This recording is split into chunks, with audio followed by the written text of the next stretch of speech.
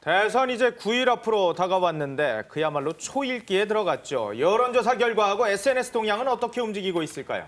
대선 2012 민심 대추적 시간입니다. 네, 위키트리 김행부 회장 나와 있습니다. 어서 오십시오. 네, 안녕하세요. 안녕하세요. 네. 후보들도 바쁩니다만 네. 저희들도 바빠요. 그렇죠? 네, 카운트다운이라고 하지 않습니까? 네. 네. 되게 이제 10부터 10, 9 이렇게 하니까 이제 정말 카운트다운에 들어갔네요. 9이지 않습니까? 오늘? 손가락 안에 다 이제 다 네. 나와요. 이제 네, 손가락 그러게요. 안에. 네. 자, 이 정도쯤 되면은 이제 양당에서 그리고 두 후보 측에서 야, 이번 선거 어느 정도 판세가 이렇다라고 딱 감이 오지 않을까요? 그렇죠. 저기 제가 하나 참고를 좀 말씀을 드리자면 이번 선거는 그 투표 날부터 6일 전까지 여론조사 공표입니다. 그래서 네. 지금 여론조사가 지금 계속 발표가 되고 있지 않습니까? 네. 이 전의 선거는 24일 전이었었어요. 그러니까 24일 전이면 지금보다 거의 한 2배 반 정도 더 많은 기간 동안 깜깜이 선거였었죠. 그랬죠. 그렇죠. 그러니까 그때의 조사 결과도 뒤집혀지지 않았었습니다. 무슨 말씀인지 아시겠죠? 그러니까 24일 그때 동안에 당시에 뒤집히지 트렌드가 않았다. 계속 끝까지 간다 그 네, 말씀이시군요. 다만 굉장히 좁혀지죠. 그래서 선거 열흘 정도 되면 대개 몇 % 정도 이길 수 있다라고 판별 분석이 가능합니다. 네. 어느 정도 결과가 예측이 된다는 말씀이신 된다는 거죠? 얘기죠. 9일 정도 남았으니까요. 네네. 9일 그러니까 이제 남았으니까요. 자꾸 이런 얘기를 자꾸 하세요. 이전의 예. 선거에 보면 앞서서 뒤집혀지진 않았지만 그래도 많이 좁혀졌다 이런 얘기를 하시는데 예. 그때는 예. 24일 전이었고요. 지금은 오늘 9일이고 네. 오늘 내일 즉 다 발표가 가능하고요. 이미 벌써 선거의 그 공식 선거 운동 기간에 벌써 중반 그 터닝 포인트를 넘긴 시점이다. 그랬죠. 이렇게. 예. 네. 지금 지금 그런 봐야죠. 시점이죠. 예. 네네. 그런 점에서 오히려 지금은 이제 각종 여론조사 기관에서 판별 분석을 통해서 예측에 들어가는 단계죠. 그럼 뭐 그 말씀을 뒤집어 얘기하면 박근혜 후보가 사실상 이번 대선에서 승리할 가능성이 더 높다라고 보시는 거네요. 그렇죠. 네.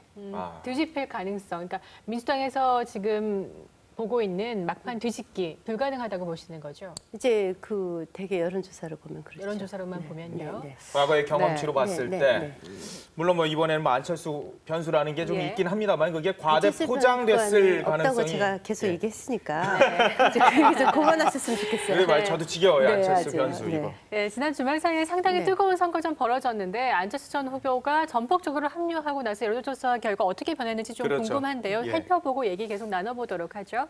예. 먼저 조선일보가 미디어 리서치에 의뢰한 가장 최근 조사입니다. 박근혜 후보가 47.5%, 문재인 후보가 42.7%, 4.8%포인트 차. 그리고 모르겠다, 무응답, 부동층이 8% 정도였습니다. 네. 대선 후보 지지율 추이를 좀 보도록 하죠.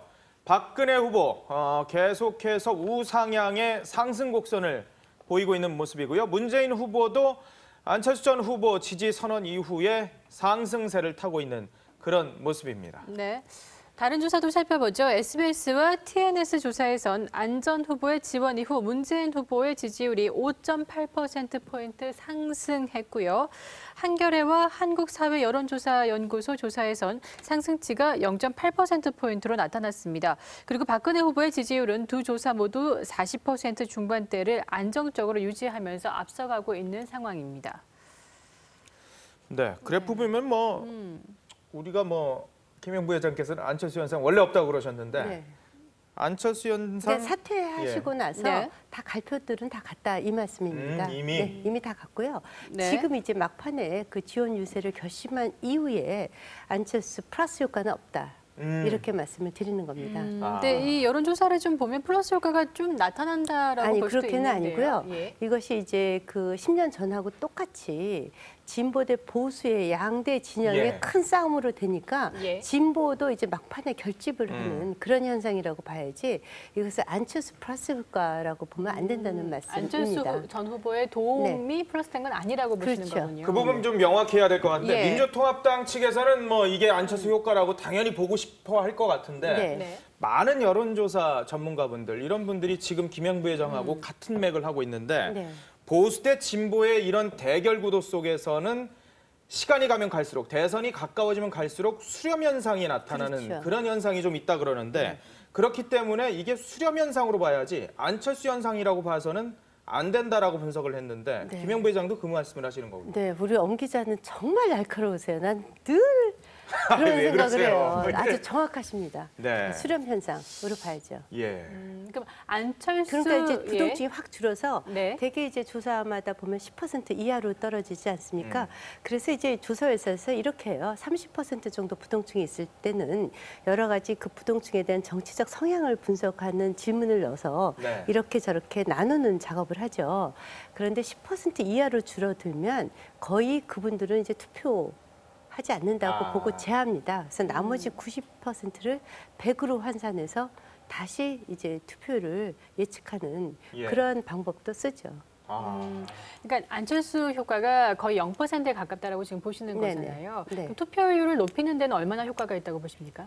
그것도 저는 별로 안철수 전 후보가 효과가 지금 다니고 있잖아요, 유세를. 네. 저는 정말 자꾸 안철수 얘기를 예. 하시는데 물론 이제 그 민주당 측에서는 굉장히 희망하시겠지만 안 전 예비 후보의 예. 지금 지원 유세는 정말 만시지탄이다 이런 생각이 듭니다. 그럼. 근데 유세 다니는 데마다 굉장히 많은 인파가 몰린다라는 네. 것을 화면에서 볼 수가 네. 있거든요. 그건 어떻게 설명할 수가 그 있을까요? 많은 인파 자꾸 예. 얘기를 하시는데요. 우리가 이제 뭐 비관한 예를 87년도 뭐 양김 뭐 이랬을 예. 적에는 뭐 여의도에 100만 100만 명. 예. 뭐 이랬는데 지금 뭐 광화문 유세에서도 2만, 예. 3만 모였다는 거 아닙니까? 저 3번 이쪽에서 또 2, 3천 명 모였다는 거예요. 좁은 그래서 이제 장소라서 워낙 예. 많아 보이죠. 예, 그게 예. 많아 보이지. 그리고 또 이제 그때 그 모인 인파들 중에 당시 3번이 워낙에 예. 젊은이들이 많이 다니는 거리이기도 해서 그분들이 모이기도 했고 또 그 민주당에서 많이 또 그 조직을 동원했다는 거 동원을 아닙니까? 한 건가요? 네, 그래서 네. 한 2, 3천 명 정도라고 하는데 예. 사실 이거는 박근혜 후보 측도 마찬가지입니다. 대구 가면 뭐 난리 나겠죠. 네, 그러니까 이거 거의 동원표고요. 그리고 사실 구태 정치의 대표적인 모습이죠. 그러니까 안철수 네. 효과는 민주당의 지금 바람이다.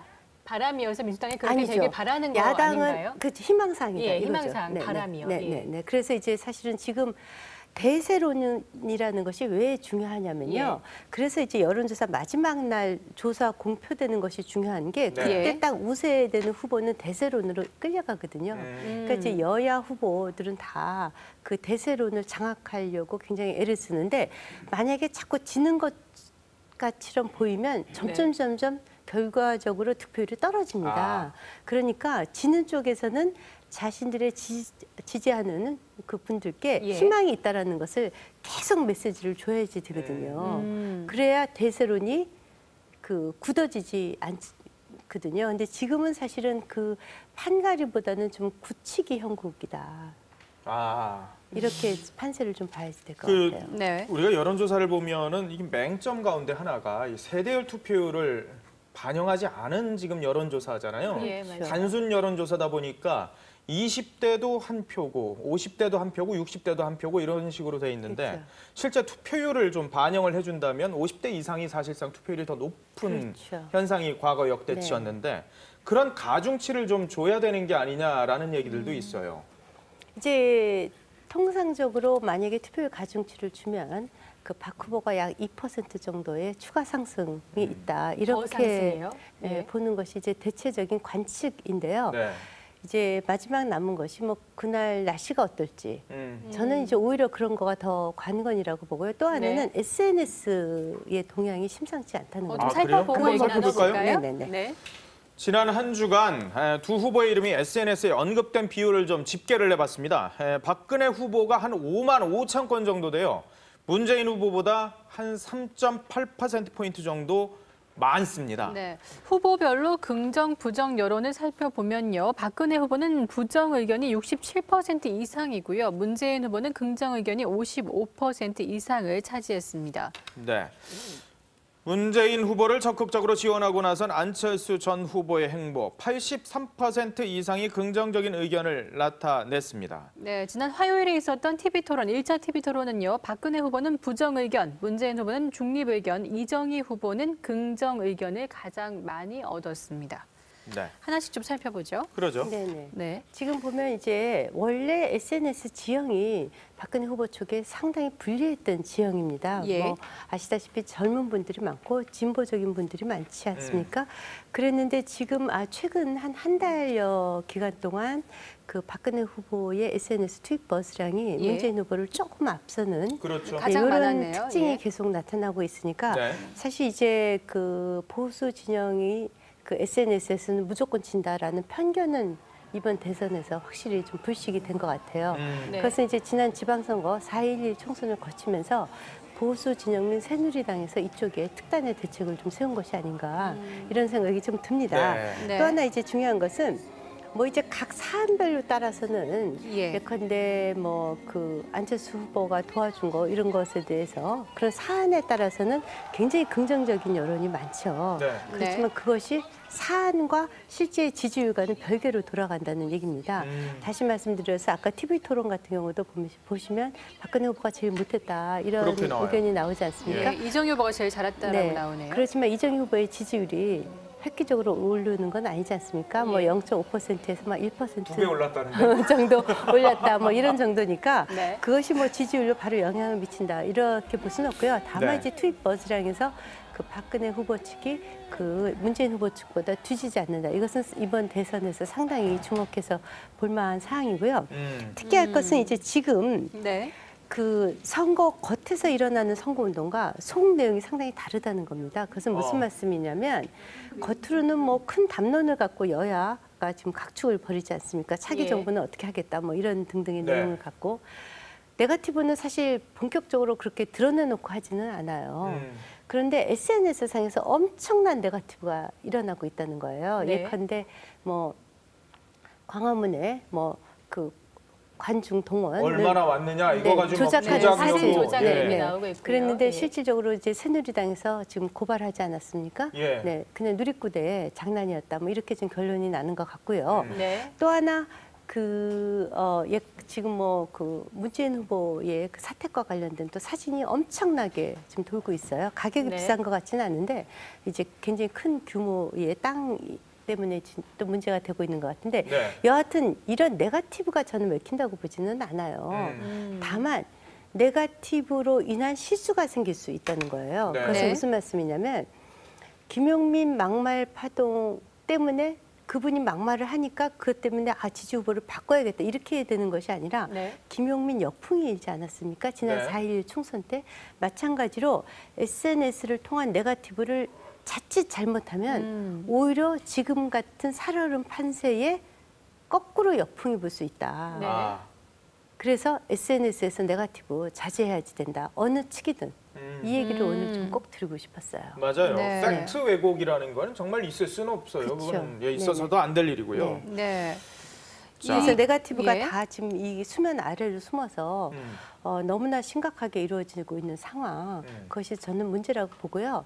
뭐 우리 뭐 아시다시피 무슨 뭐 김태호 전 지사의 뭐 홍어 어쩌고저쩌고 이런 발언이 박근혜 후보한테 전혀 도움이 안 되지 않습니까? 그렇죠. 네. 네, 또 뭐 홍성담 교수님의 그 그림 같은 경우도 박 후보를 뭐 공격하는데 도움이 안 되고 오히려 그 역작용이 일어나고 맞아요. 있지 않습니까?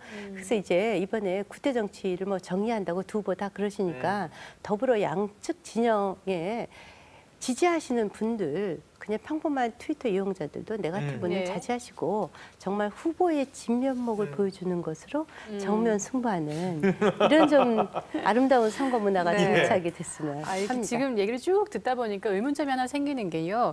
또 안철수 전 후보의 얘기인데 네. 여쭤보겠습니다. 네. SNS 상에서는 그래도 안철수 전 후보의 귀환을 굉장히 상당히 80% 이상 그렇죠. 긍정적으로 보고 있고 네네. 젊은이들이 많이 SNS를 하고 있잖아요. 그런데도 불구하고 안철수 효과 전혀 없다라고 0%라고 얘기를 하셨는데 네네네네. 왜 그런 겁니까? 네. 그러니까 이제 그 SNS에서 사안별로 보시면요. 예. 사안별로 이런 게 있어요. 어떠한 그러니까 특정 사안이 벌어졌을 적에 네. 그 사안과 관련돼서 이익이 된다고 생각하는 측에서는 집중적으로 트윗을 합니다. 대신 반대 진영은 좀 잠잠해요. 네. 네. 그런 현상들이 나타나는 거예요. 그러니까 어떻게 보면은 그 SNS의 그 빅마우스들도 정치화됐다는 거죠. 아. 예. 그러니까 이제 공격해서 자기네들한테 불리한 거 갖고 싸우지 않고 네. 그냥 뭐 그건 그대로 두자. 이런 정도의 그 전선을 형성할 줄 안다는 거죠. 그런 의미에서 보면은 네. 사실 뭐 안철수 전 예비 후보께서 문 후보 도와주시는 것은 상당히 바람직하다고 볼 수 있는 거 아닙니까? 네. 그러니까 거기에 대해서 시시비비를 걸 이유가 없죠. 예, 그런 의미고 마찬가지로 이제 이정희 후보께서도 뭐 사실 할 말씀 다 하시지 않았습니까? 네. 예, 대통령 후보로서 그런 것들에 대해서 긍정적으로 평가를 하는 겁니다. 다만 그것이 지지율로 바로 연결되지는 않는다. 근데 이제 저희가 이제 4.11 총선 때도 예. 그 트윗 버즈량을 갖고 그 예비 그 당선자들을 좀 예측을 했었습니다. 네. 그런데 총체적인 트윗 버즈량하고는 실제 투표율이 비슷하게 가더라고요. 아, 그래요? 네네. 총체적인 버즈량이요. 네, 그러니까 아까 지금 일주일간의 그 버스량에 예. 보면 박근혜 51, 문재인 49 이런 예. 정도로 예, 나왔으니까 맞습니다. 예. SNS의 여론 분포는 그런 정도로 되어 있다. 긍정 이런 부정과 식의. 상관없이 네, 사안별 긍부정과는 상관없이 전체 트윗 버스량이 후보의 지지율하고 비슷한 선으로 아. 간다. 예. 이렇게 봐야지 된다. 오히려 박근혜 이런- 후보는 부정 의견이 문재인 후보보다 높았지만 그거와 상관이 없다라는 말씀이신 거죠? 그렇죠. 네네. 그렇군요. 예. 저는 뭐 이번 대선에서 대통령이 될 확률이 제로인 안철수와 이정희를 자꾸 언급해야 되는 이 상황이 네. 저 자체도 되게 좀 안타까운 현상이라고 생각되는데 네. 문재인 후보가 안 보이니까 자꾸 이러는 거예요. 아니 그게 사실은 좀 이런 생각도 좀 들어요. 이정희 후보께서 정말 정권 교체를 원하시는 분 아닙니까? 그럼 오늘은 좀 두 분이 좀 진검승부를 할 수 있게 특히 경제 분야하고 민생 분야니까 우리한테 너무 네. 중요한 분야지 않습니까? 그래서 나머지 한 10% 미만의 부동층들이 좀 마음을 정할 수 있도록 네. 국민의 알 권리를 좀 위해서 좀 한발 자제해 따졌으면 좋겠다는 주셨으면. 거죠. 근데 예. 뭐 당신께서 어떻게 생각하실지 모르죠. 저희 생각은 그런데 그렇지 않습니까? 네. 네, 그런 걸 뭐 들으실 분이었으면 이미 이석기, 김재현 의원은 100년 전에 그만두셨겠죠. 예, 지금까지 위키트리 김행 부회장이었습니다. 고맙습니다. 네, 감사합니다.